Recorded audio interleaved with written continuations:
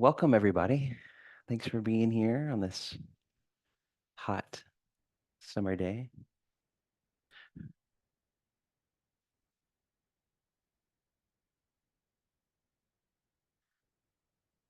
So let's just start with some sitting.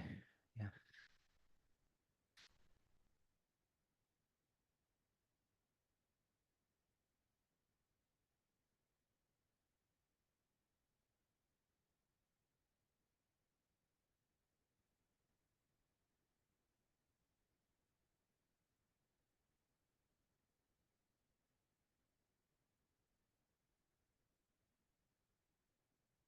And allowing yourself to settle in here, shifting in the seat, shrugging shoulders, moving the head around, feeling a sense of freedom and relaxation and ease, taking a few deep breaths.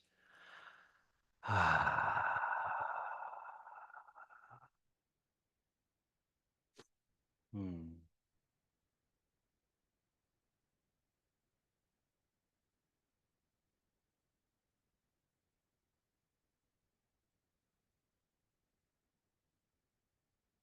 The eyes can close if you'd like to, or you could keep the eyes open or somewhere in between.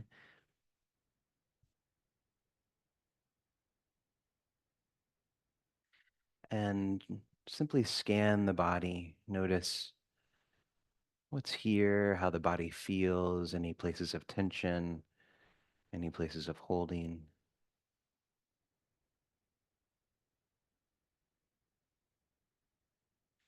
Notice how uh, the energy is, what's here.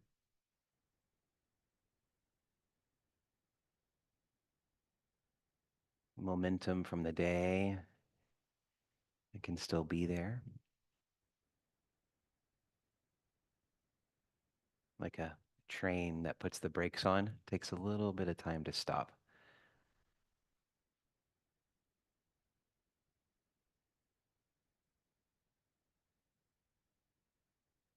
And then noticing the experience of the mind. uh, mm,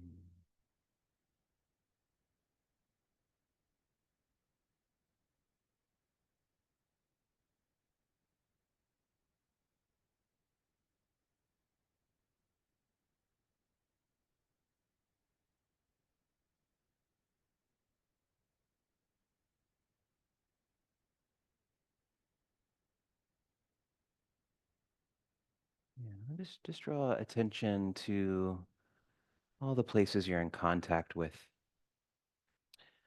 We can say the earth. So even if you're sitting in a chair, that's still connected with the earth. And so the seat, the feet, the legs, noticing the contact points there. Sense of rootedness and groundedness.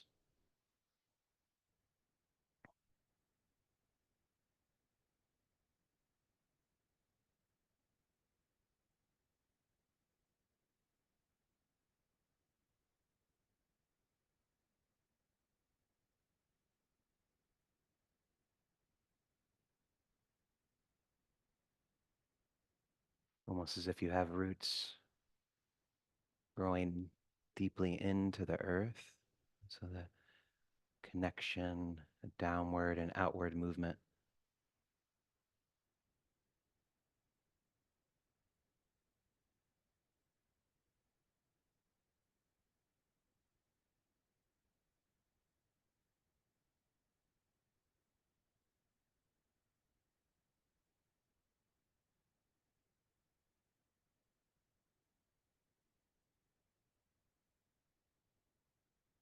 Maintain that rootedness, and then perhaps imagine just a single thread attached to the crown of the head that's lightly lifting up.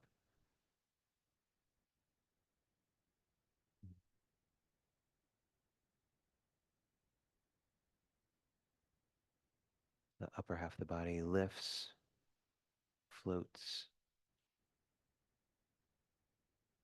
Lower half of the body roots, grounds.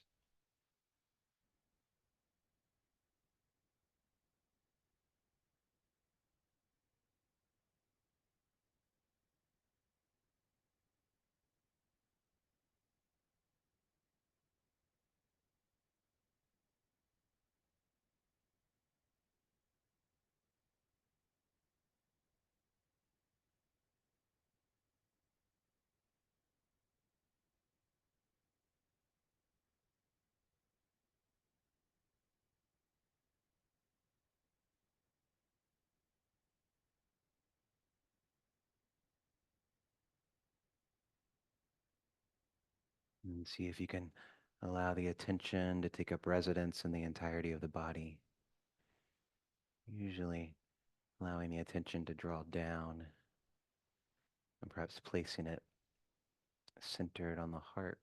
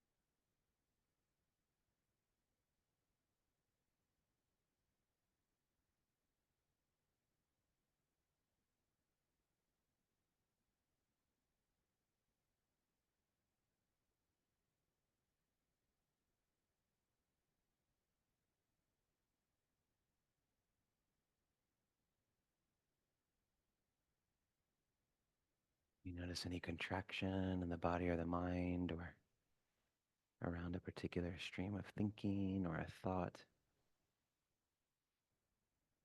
You might take a nice long breath. Expand back out. Going back to the heart.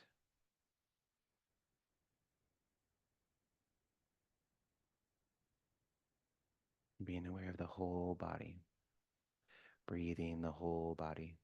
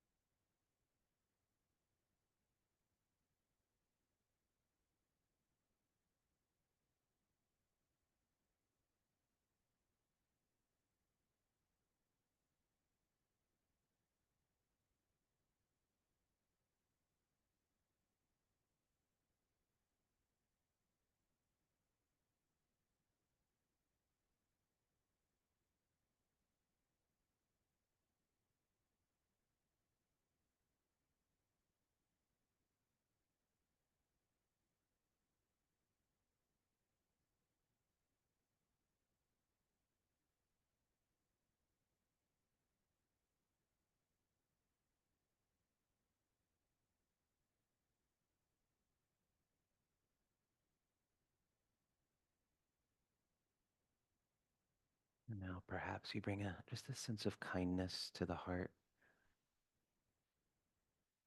metta,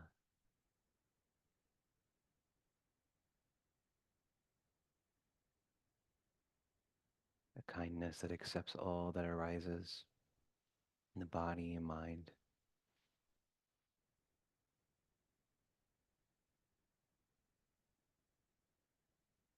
On the inhale, you gather kindness. On the exhale, you spread it through the entirety of the body.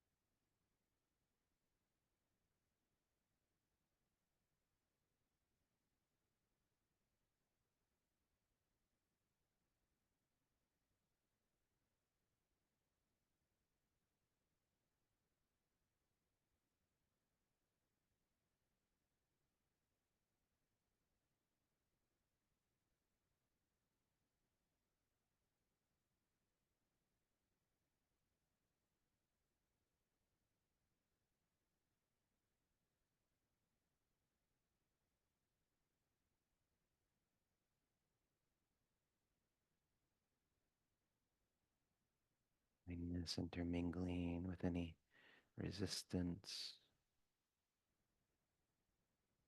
or any pains.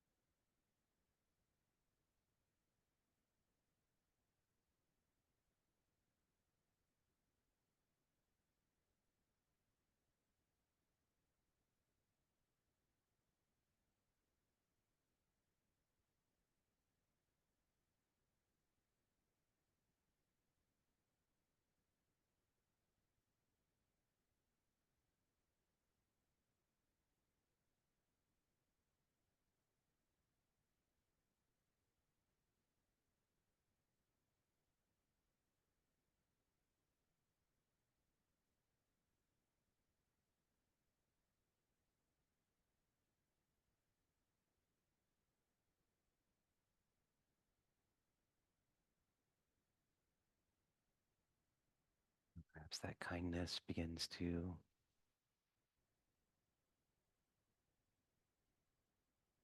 escape the confines of this body and begins to emanate outward in all directions.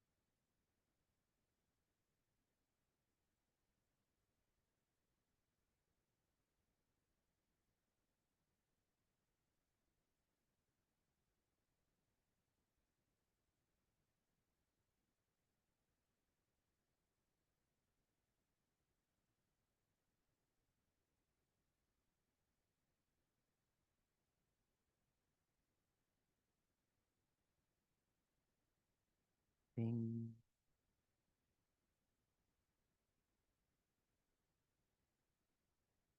ding,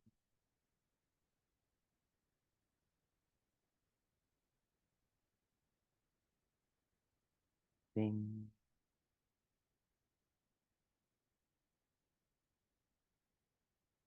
Thank you.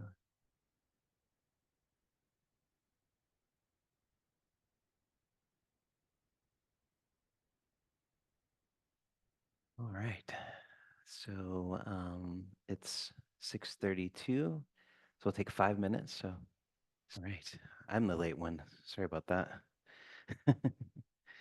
um,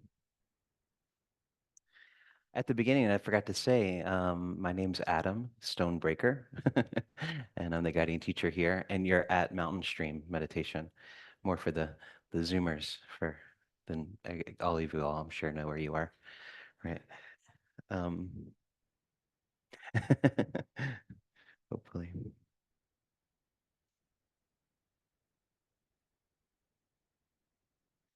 Yeah, so I'm not sure how many, I know a few of you were here last week, but tonight I'm just going to kind of continue on what I was talking about last week, um, which was the mind.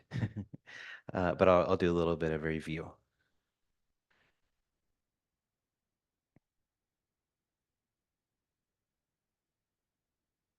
Um, yeah. So I kind of started out last week talking about how, why do we practice? Like, what is our purpose of practicing? And how knowing that is really important because that will affect our development. So why do we meditate? If you are a meditator, why do you meditate? Why do you have a spiritual practice? Why do you study? Why are you here? All of those reasons are really important. Maybe you don't know, that's fine too, and that's something you'll discover along the way. That was the case for me. Um, but I think when we begin to refine and define that, be able to know why we're on this spiritual path, it's really important because there can be many different reasons. Um,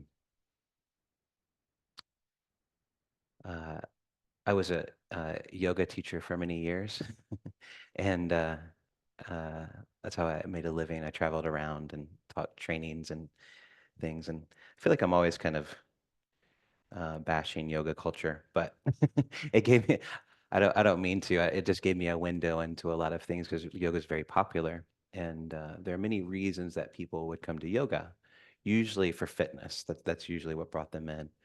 But I'd say most of them along the way, the practice would start to affect them in other ways, and it would quickly become sort of like a more of a spiritual practice along the way. But for many people, some people, what's meant to be a spiritual practice or what's meant to be something that's a refuge from our society or from what our society wants to be, it just kind of starts to just become another thing that people do. And so, you get your yoga class in, you get your jog in, you get your protein shake. You got you have this whole schedule of list of things that you do throughout the day. And so yoga just kind of became for many people just another way to kind of um, uh, let me say it another way. All the neurosis wouldn't escape the mat if it just became another kind of accomplishment thing throughout the day. And one of the big signs of that, and it used to bother me so much, is like, at the end of the yoga class, you have the postures, and at the end you have shavasana, where you just lay there, and that's where you absorb the practice. When half the room gets up before shavasana starts, that always bugged me because it's like, oh, I got my movement in. Now I got to go on to the next thing, and the next thing, and the next thing.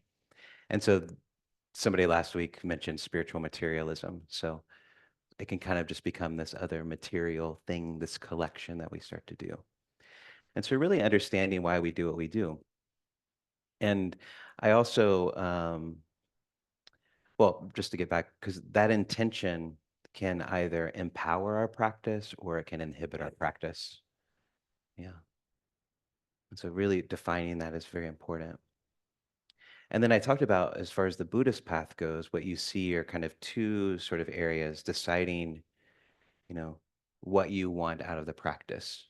So some people just want a series of techniques that allow their current life to be less stressful, which is a great thing. And we will teach you those things and it will benefit your life. But the other path is more of what the Buddha taught, which is total transformation of how you approach life, how you treat others, how you go about living, right? Livelihood, really living. Because the Buddha was kind of, his teaching was about uprooting conditionality, uprooting the things in society that create suffering, uprooting the very uh, the roots of a society that's sort of out of control and headed in the wrong direction. And so that's why he said it's the Buddhist path is against the stream. It's against the stream. It moves against the stream of conventional culture. And that's a more involved and a much more difficult path. And so deciding that is really important. And there's nothing wrong with either path. It's just defining it for yourself um, is so very helpful.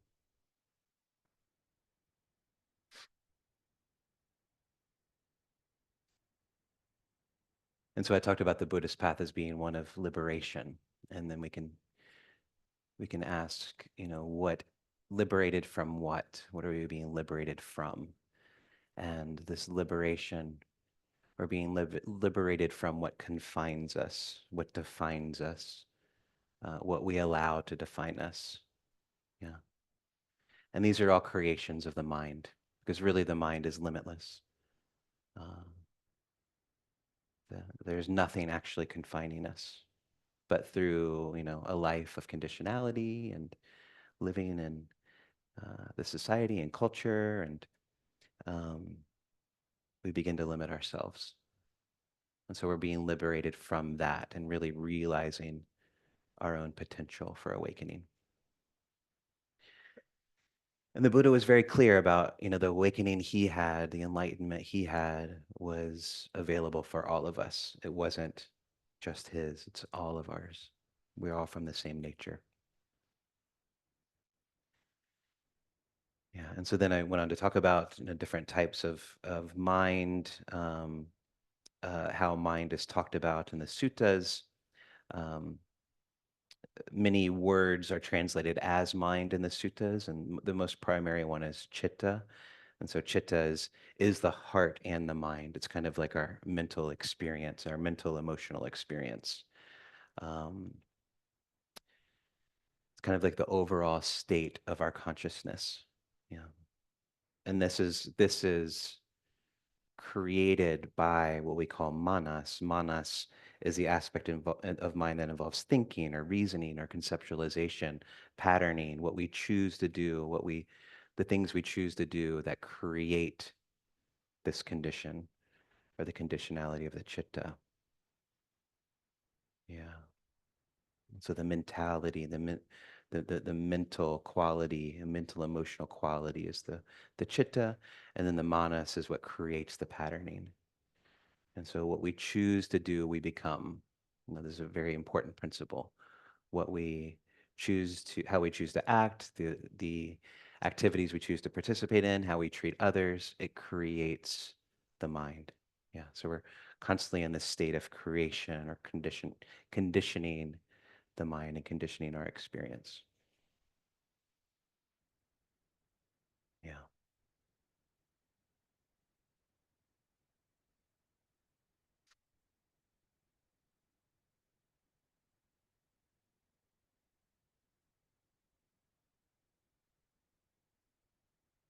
And so it brings me back to this this really important uh, verse in the Dhammapada, one that I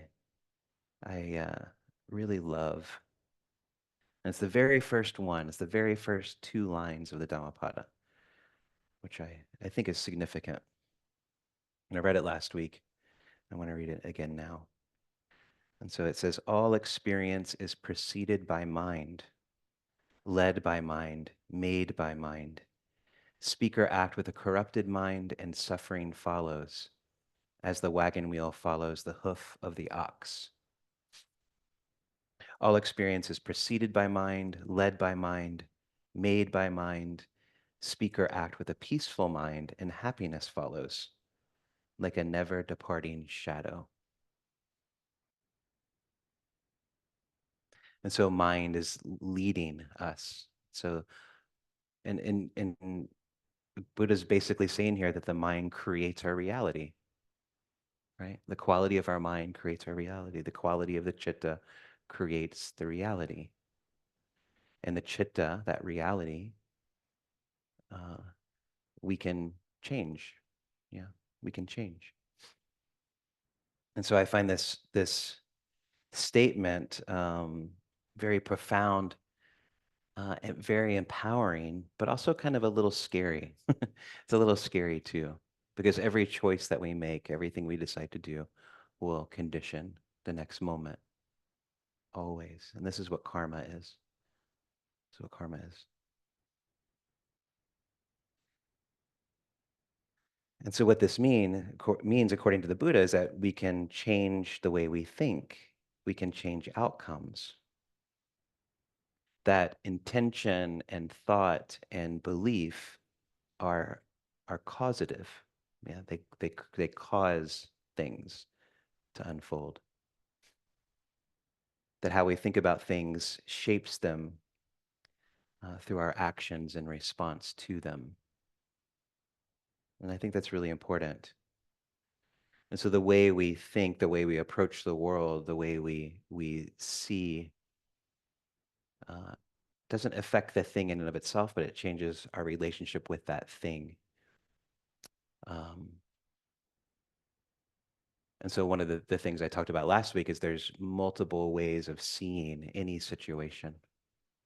We might have a conditioned way of seeing a particular situation, but we can also see things in many other different ways, many different ways. And so in that way, we can begin to, when we begin to kind of unfold this, we see how limited we can become in our way of interpreting reality or to interpreting a person or a situation or an experience. And it's uh, it's freeing when you notice that, when you begin to see that we have the capacity and the volition to be able to change how we see the world. This is really important, I think. And it's one of the main reasons we practice. So, what if we were to see the world as sacred or as a ground of practice rather than a struggle or a burden or um, chaos or all of these things? What if it was a learning ground? What if every action we took was a sacred act? What if every person we came across or every situation we found ourselves in was a lesson, was an opportunity to awaken? Everything that we see, every person we come in contact with, every conversation we have, every uh, situation that's not ideal, what if that was an opportunity to see into the very nature of reality or into the nature of our own mind rather than something I have to resist? It changes how you see the world, right? It's limitless rather than limited. There's only one way to interpret this thing, which is it's not what I want. No. And so one kind of example of this, of how our way of seeing can affect something that we all experienced fairly recently, which was our our our COVID experience. um, and this affected us on a a worldwide scale.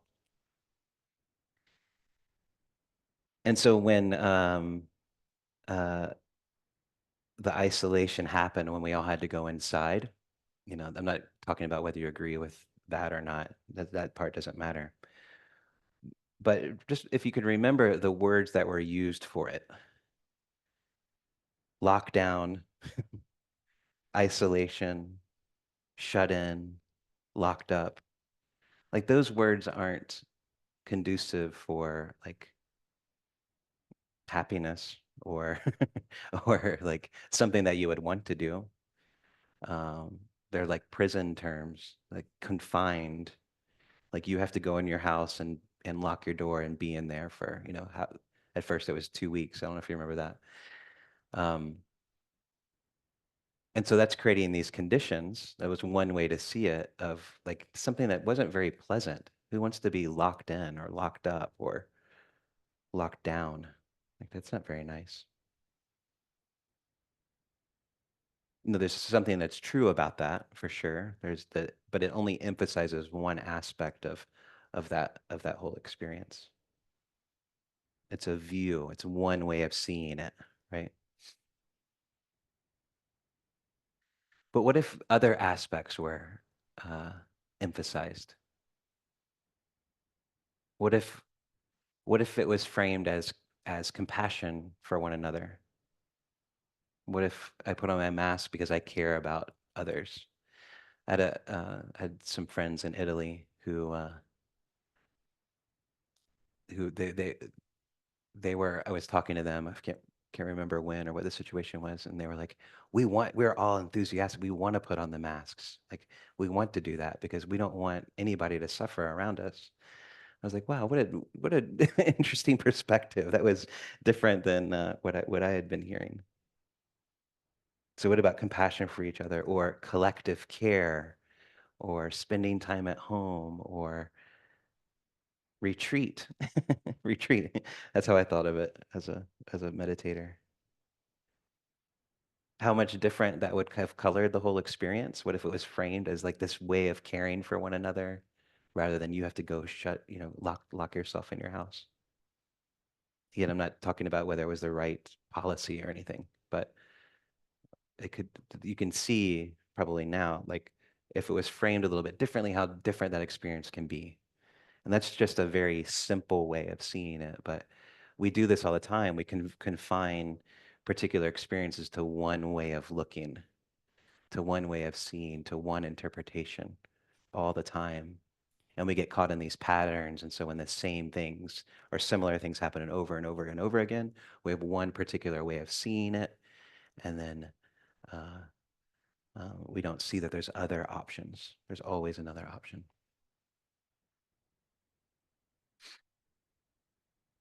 And so we construct a view, and then the view is constructed, and it seems solid. But any view can always be deconstructed, any view. And we can see this throughout history, the way things go in and out of fashion, um, uh, and what was attractive at one period of time isn't attractive anymore to society. Things are always changing and adapting. These are all different views.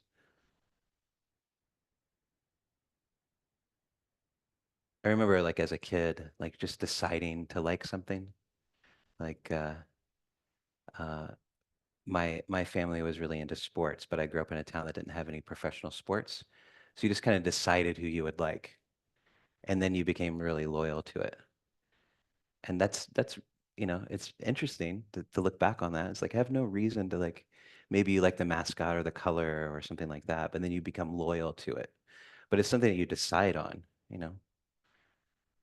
and you can change your mind. And so I change teams, often. And my sister would change teams depending on who was the best.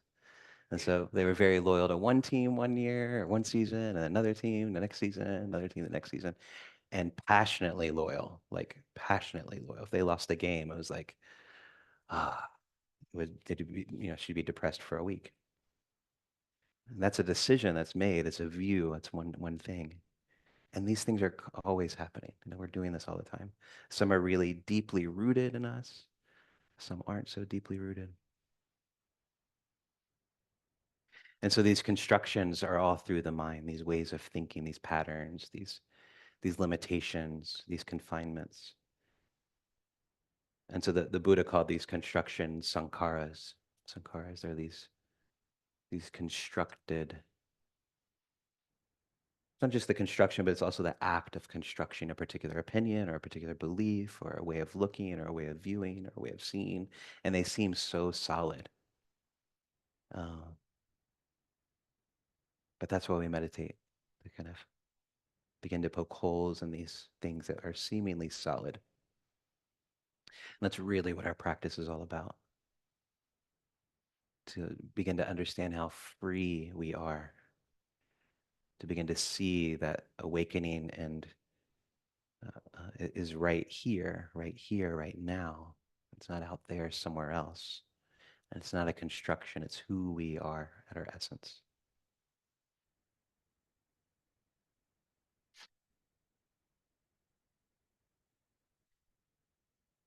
So we need imagination. Imagination is this beautiful aspect of the mind that we don't really talk about a whole lot in Buddhism, really. But it's something that is essential to the Buddha. I mean, he's always talking about you have to aspire to something greater, you know, honor that which is worthy of honor. He said that often. So that means we spend time with things that uplift us. We spend time with people who are um, smarter than us, or we spend time with people who are gonna who enrich our lives. We do things that enrich our lives. We and if we can't imagine ourselves as being better or awake or um, and then we're not going to get very far. And so it's really important to understand how we see ourselves on this path. How we see ourselves on this path. Do we see ourselves as awake with Buddha nature, as having the same potentiality as the Buddha? Or how do we see ourselves as limited, as not as good? These are very important things to see.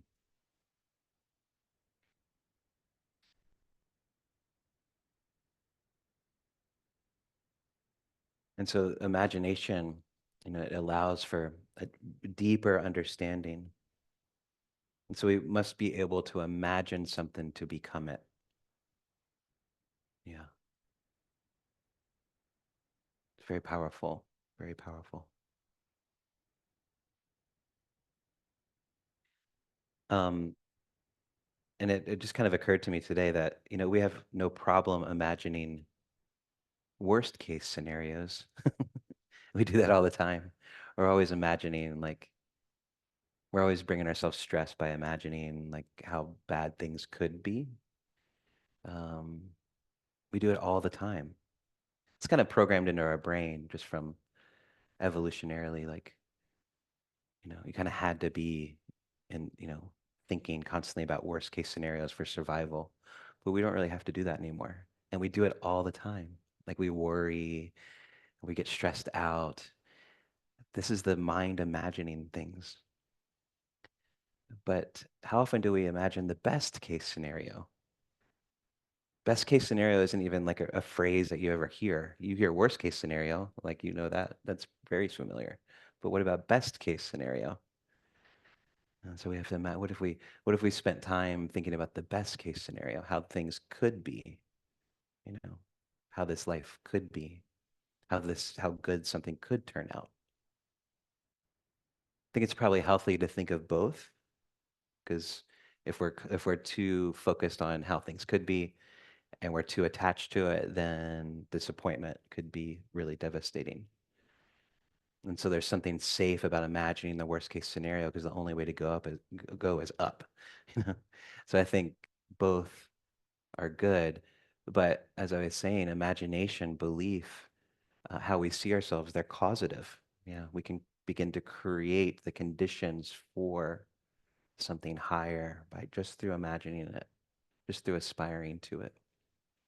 I think that's an important part of our practice, a very important part of our practice. I'd even go as far to say that a lack of imagination is what keeps us confined, is what keeps us confined in suffering or in the cycle of suffering. A lack of imagination. And a lack of imagination also allows us to do the same to others, to limit others, to not see others' potential, and on grander scales to oppress others or to hate others. It comes from a limited view, a one way of seeing things. We can't imagine any other way of seeing it because it helps us to stay safe, confinement. So we imagine something bigger, and all of a sudden, you know, the hate goes with that. Yeah, it goes away. So that's a very, very important part of our practice that, um, again, we don't talk about it a whole lot, but I want to talk about it more.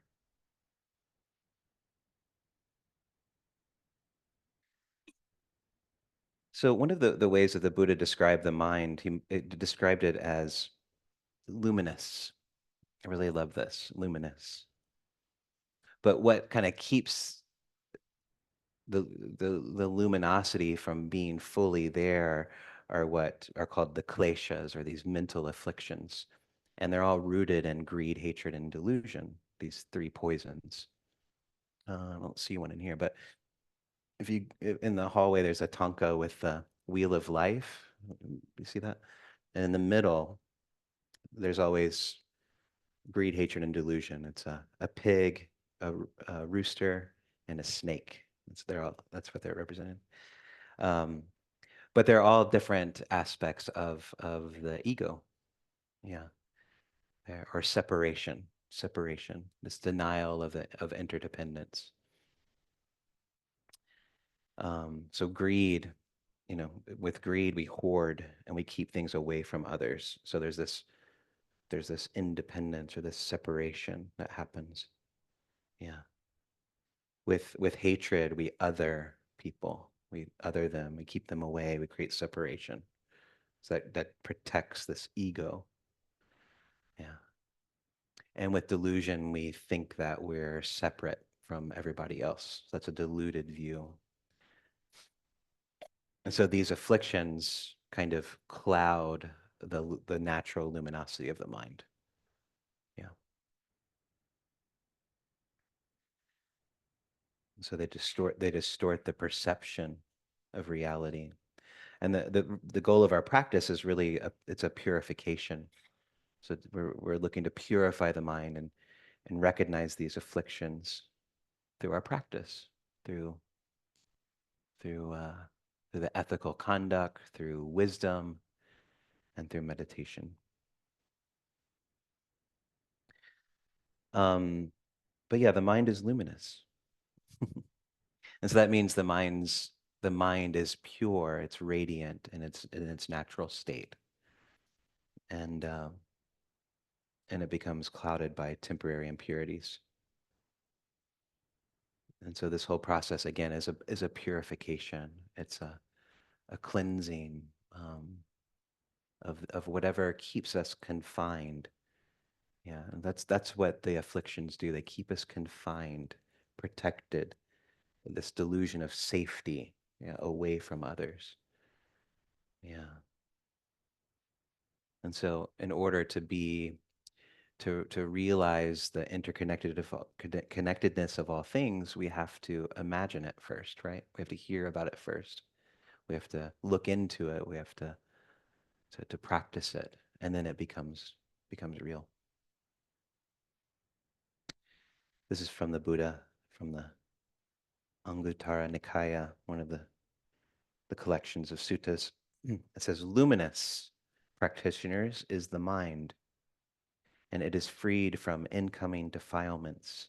The well instructed disciple of the noble ones discerns that as it actually is present, which is why I tell you that. For the well instructed disciple of the noble ones, there is development of the mind. And so the Buddha is talking about here, we develop the mind so it realizes its own natural luminosity. This is from Ajahn Mun, or Ajahn Mun, who's that guy right there, Ajahn Mun, um, who was one of Ajahn Chah's teachers. So, Thai forest monk. The mind is something more radiant than anything else can be. But because counterfeits, he said, called them counterfeits, passing defilements, come and obscure it, it loses its radiance, like the sun when obscured by clouds. Don't go thinking that the sun goes after the clouds. Instead, the clouds come drifting along and obscure the sun. So meditators, when they know in this manner, should do away with these counterfeits by analyzing them shrewdly. When they develop the mind to the stage of the primal mind, this will mean that all counterfeits are destroyed, or rather, counterfeit things won't be able to reach into the primal mind because the bridge making the connection will have been destroyed. Even though the mind may then still have to come into contact with the preoccupations of the world, its contact will be like that of a bead of water rolling over a lotus leaf. Yeah. And I love that image of the sun and the clouds. So the clouds come and obscure the sun, but the sun doesn't stop shining. It doesn't go away. It's still there. Yeah, it's always there.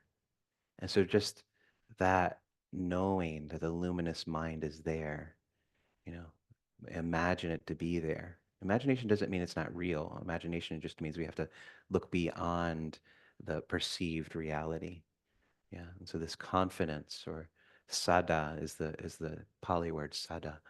This confidence that the luminous mind is there gives us motivation to keep going. That just clouds are obstructing for the moment, but the luminous mind is always there. And we practice to clear it so the luminous mind can manifest. Yeah.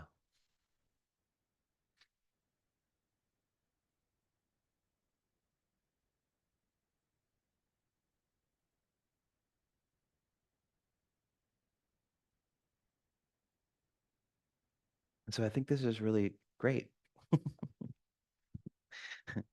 That the mind is the creator of all of our experience.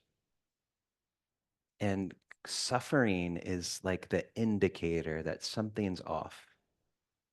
Like suffering is the pointer. Suffering in many ways is the path, because suffering is pointing us to where we're clinging. Yeah. The Buddhist path is not to get rid of suffering that will never happen, but it's to recontextualize the suffering. Yeah, to see it in a different way, to understand what it's for, why it's there. Yeah. And so when we're suffering, that's an indicator. Oh, there's something off. There's something I'm clinging to. What is that thing? And then knowing it, that's when the healing comes.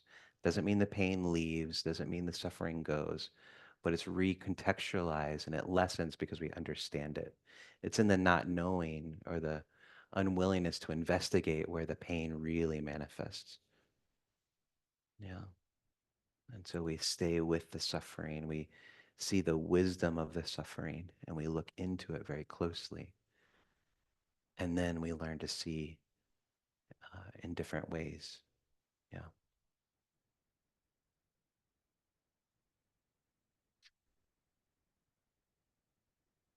Okay. I'm going to stop and see if anyone has any questions or has any insights or any sharings.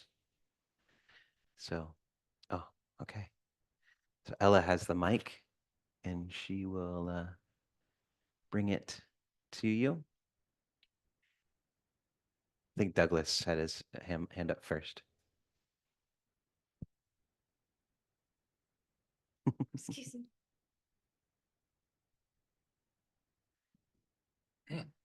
Hi, I'm Douglas, and last week in our sitting in Sangha, one of our Sangha members had passed over, and somebody who was guiding the evening was quoting from the Tibetan Book of the Dead, and they were talking about focusing on the clear light.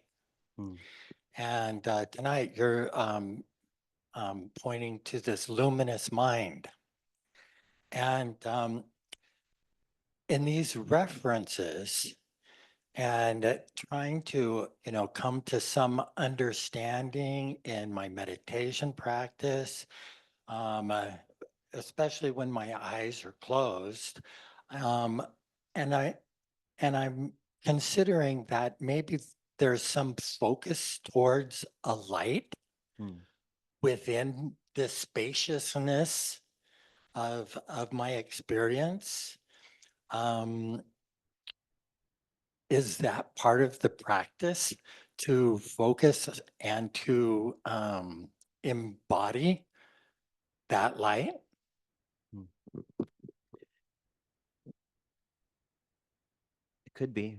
Yeah. I mean, there's lots of different teachings about this. Uh, so light shows up a lot in many people's practice, and I'm thinking specifically about one particular Theravada teacher who teaches concentration, and light is like a central part of it. So when light shows up, your object of concentration becomes the light, and you just allow the light to move and penetrate and become it, and then that light begins to kind of become deeper and deeper and deeper and deeper and deeper and bigger and more all encompassing. So you Even might try even to, the term enlightenment yeah. suggests there's some light involved. Yeah, yeah. And so light, you see in every spiritual tradition talks about light or luminosity, or there's something bright. I can't think of a single spiritual tradition that doesn't speak to that. So yeah, if I were you, I'd explore it. I spend lots of time with the light and allowing it to penetrate and like become the body, and um, so I've worked with it a lot. So and it feels good. But I have found it very, very profound. But it metta shows up as light for me. Breath shows up as light for me. It all kind of I find myself working with light a lot, so I identify with much of what you're saying. But yeah, I would allow the light and see where it takes you. Yeah. And yet in the Four Noble Truths and the Eightfold Path, there's no mention of light. Well, I mean, I think they kind of get you there. Yeah, yeah, they get you there. But yeah. Yes. Thank you, Douglas.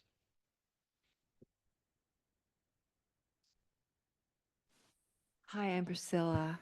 I'm just kind of curious about the relationship with the mind because when we think of it, it's said that that's one of the senses. Hmm. And so when I think of senses, I think of the other senses, which are a kind of a different, a very different feeling than mind. And I can see how mind is thought of as sense when, you get a lot of just random thoughts coming up that you can't really always, um, you know, figure out why they are or anything. So I can see that that could be considered maybe a sense, and that it's putting out some type of experience that is um, other, like the senses, you experience it as if something is happening that's other than your own initiating. Mm. And but the idea, the way you're speaking about the mind tonight, which it was very helpful. It has a deeply um, it has a depth to me that doesn't is not, well, maybe it's not fair to say that, but I was going to say that it's not the same kind of experience the senses have. The senses seem Mm. very fleeting, but the experience of the mind that you're talking about is a very um, it's very multidimensional. It seems like to me Mm. that it has depth and it has, you know, a kind of a width, and it. I wonder. You know, it's hard for me to think of mind just being a sense. It's really what it comes down to, because I think it has so many more attributes than what I think of the senses having. But maybe I don't know if that's really accurate or not. Yeah, I would say think the sense part of the of what's referred to in mind is you could think of it as thinking as the sense rather than mind Just thinking. thinking.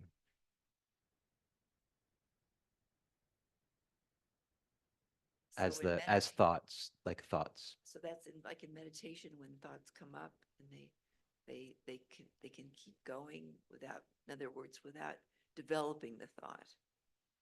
Just like, you're not just smelling or hearing. There's a knowing that you're smelling and hearing. Just like when you think, you know that you're thinking. Yeah. So there's that knowing is is um everything arises within the knowing. So the bigger mind that I'm talking about, everything's arising within that bigger mind. So the senses, the thoughts, the emotions.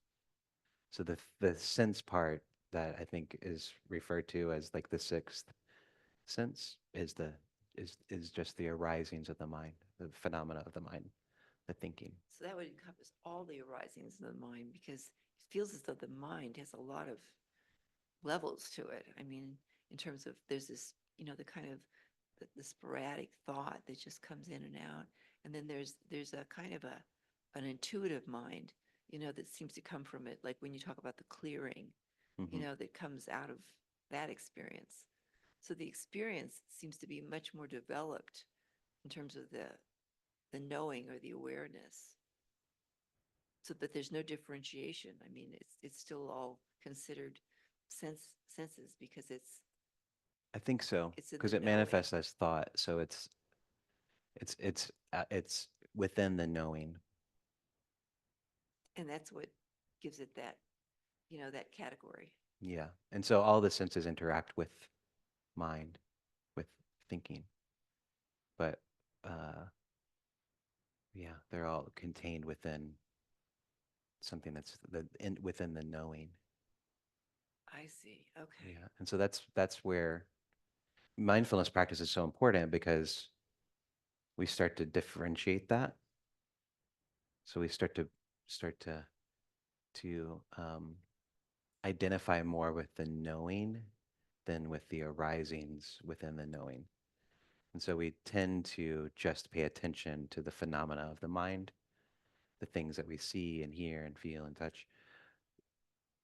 But what we're being directed towards is identifying more with the knowing rather than the things.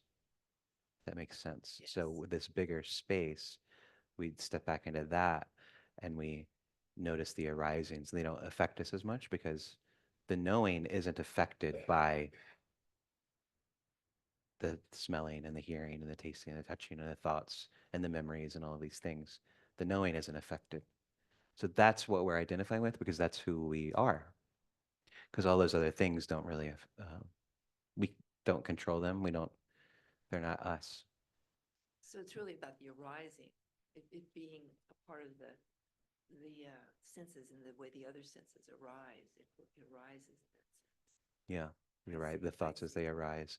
So that's why mindfulness is so Excuse important. I want to interrupt.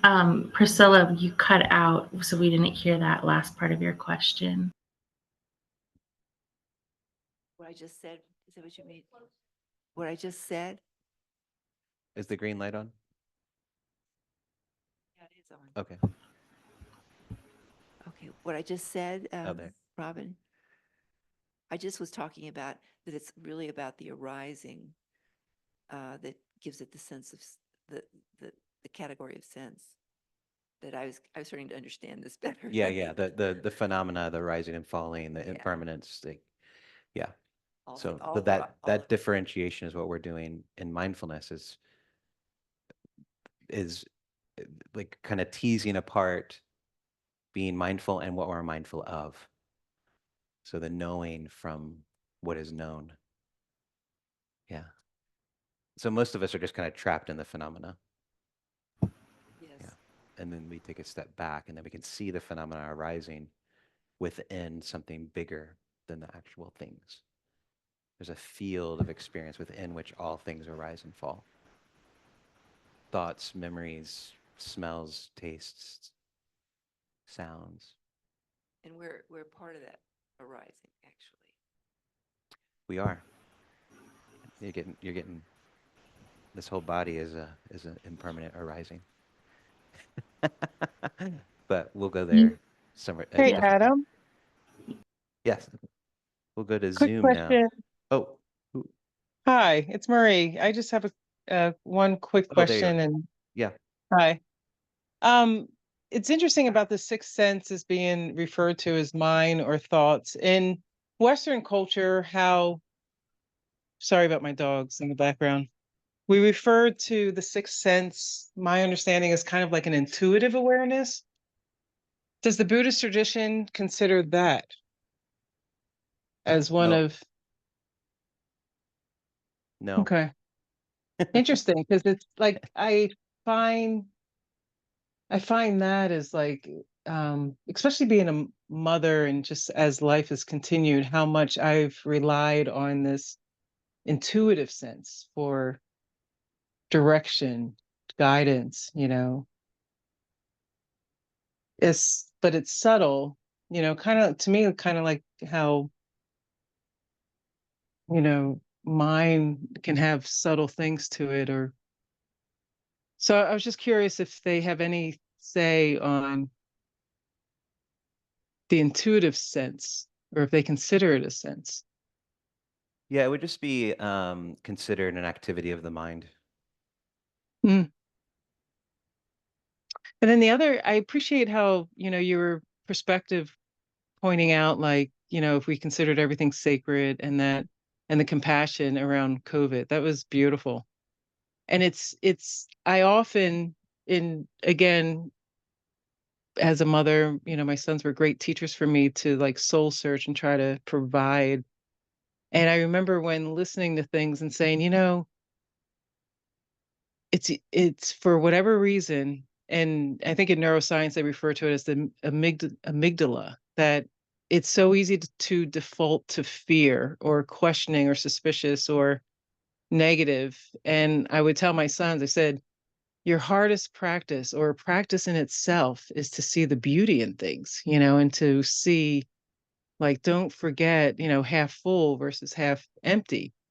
But it does seem that in itself seems to be it a practice of itself because the human natures, and if it is associated with the amygdala or reptilian brain or whatever the references are, that we seem to default to survival, and fear.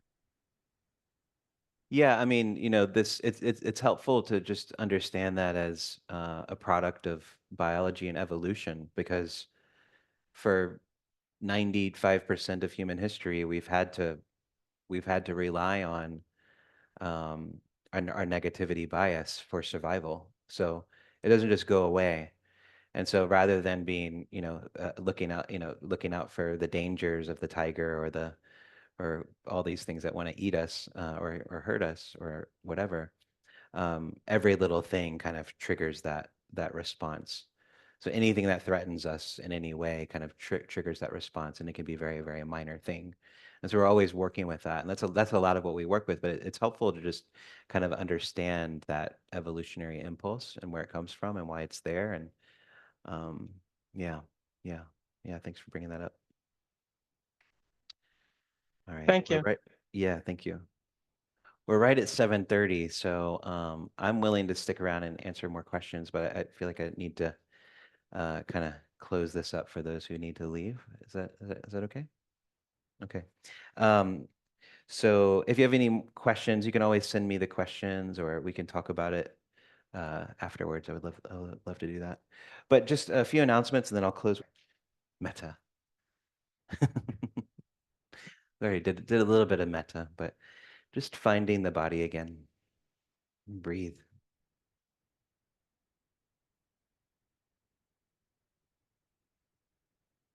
Scan the body and relax. Draw attention to the heart and bring a sense of kindness there. And as we did in that first meditation, just allowing that kindness to spread through the body. And maybe you just leave it for yourself tonight. Or if you'd like to allow it to emanate out in all directions, you can do that.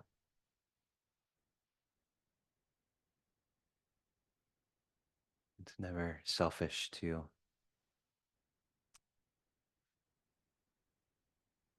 send metta to your own self and experience.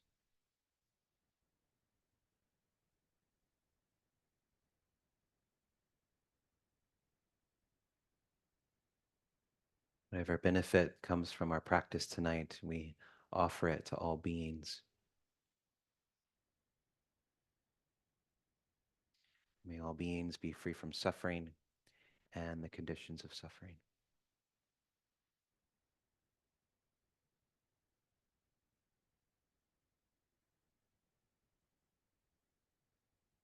Mm. Zoomers, I'm ringing the bell.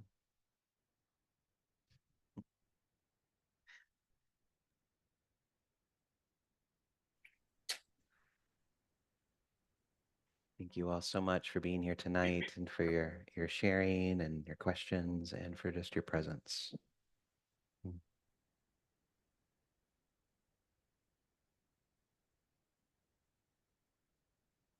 All right. Feel free to stick around and hang out.